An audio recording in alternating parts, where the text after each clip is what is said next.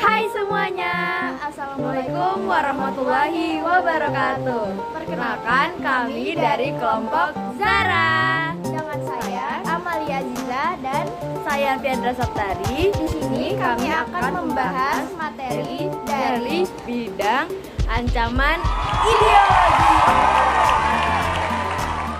Sebelum itu, apakah teman-teman semua tahu apa sih ancaman di bidang ideologi itu?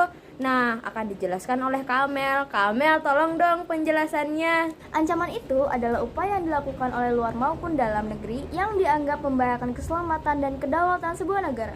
Sedangkan ideologi itu merujuk pada sebuah gagasan atau ide. Sehingga dapat kita simpulkan bahwa ancaman di bidang ideologi adalah suatu upaya dari luar maupun dalam negeri yang mengganggu ketahanan nasional sebuah negara dalam tataran pemikiran.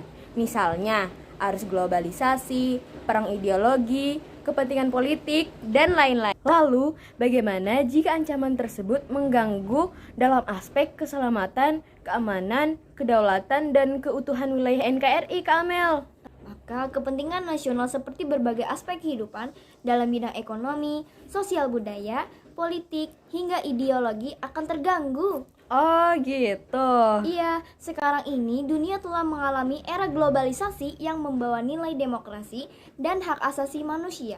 Hal tersebut membangkitkan dunia dari kesadaran untuk menyelamatkan manusia dari ancaman perang, konflik komunal, hingga ancaman secara fisik dan non-fisik. Artinya, kini keamanan tidak hanya dilihat dari kekuatan militer saja, melainkan juga bagaimana menyelamatkan manusia dari ancaman non-militer seperti di bidang ideologi. Teman-teman tahu gak sih bahwa ancaman di bidang ideologi pernah dialami Indonesia saat Pancasila berhadapan dengan ideologi komunisme. Pada masa itu, kehadiran ideologi komunisme mengancam ideologi Pancasila sudah ditolak secara tegas oleh bangsa Indonesia. Jika tidak, ada kemungkinan ideologi selain Pancasila dapat berkembang di Indonesia. Inilah yang disebut dengan ancaman di bidang ideologi. Ancaman yang berpotensi membahayakan pemikiran masyarakat dan berujung pada pemahaman yang bertolak belakang dari dasar negara. Faktor penyebab ancaman di bidang ideologi.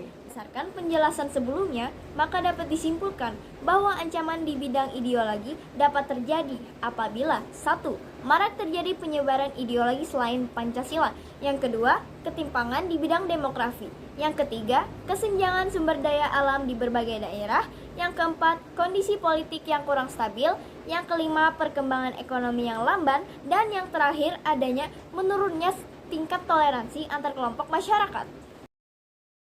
Contoh ancaman di bidang ideologi. Berikut adalah bentuk ancaman di bidang ideologi yang mengancam integrasi bangsa. Yang pertama ada agresi dari wilayah lain. Yang kedua, spionase. Yang ketiga, perang saudara. Yang keempat, pemberontakan senjata.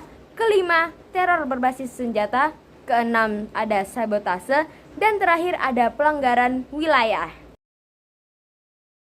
Namun, tenang saja teman-teman, berikut ini adalah strategi yang bisa dilakukan untuk mengatasi ancaman di bidang ideologi. Di antaranya adalah memperkuat mental bangsa yang berlandaskan ideologi Pancasila.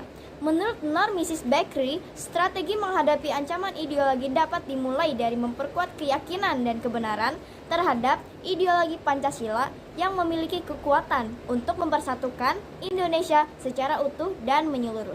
Cara tersebut dapat dilakukan dengan cara memahami Pancasila lebih dalam sebagai salah satu ideologi utama negara, menumpas gerakan separatis, dan menanamkan nilai Pancasila dalam kehidupan bermasyarakat. Yang kedua, menyebarkan wawasan kebangsaan Pancasila. Strategi kedua adalah menyebarkan dan mendorong masyarakat untuk mengaplikasikan butir-butir dalam kehidupan bernegara dan tidak mudah terpengaruh dalam pemikiran barat yang ideologinya berbeda dengan kita. Karena setiap negara menganut etika dan moral yang berbeda. Nah teman-teman, sekian informasi tentang ancaman di bidang ideologi dari kami. Semoga bermanfaat dan menambah pengetahuan kita tentang pentingnya membentengi diri dari berbagai macam ancaman yang menyerang ideologi bangsa.